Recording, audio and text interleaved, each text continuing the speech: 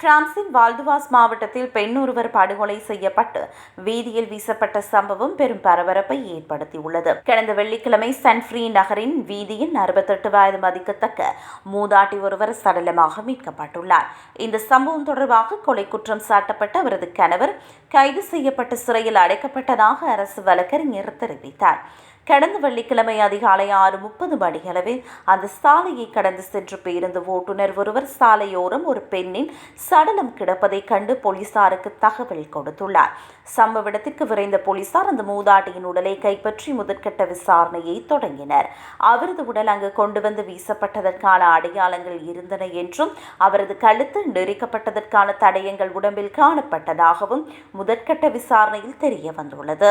இந்த கொலை நடந்த சில மணி நேரங்களில் அருகிலுள்ள அவர்களது வீட்டில் வைத்து பாதிக்கப்பட்ட பெண்ணின் 63 வயது கணவரை போலீசார் கைது செய்தனர்.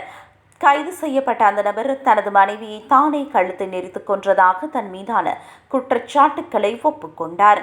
இதனைத் தொடர்ந்து நேற்று முன்தினம் நீதிமன்ற நடுவர் முன் ஆஜர்படுத்தப்பட்ட வழக்கின் தீவிரத்தன்மை காரணமாக தற்போது நீதிமன்ற காவலில் சிறையில் அடைக்கப்பட்டுள்ளார்.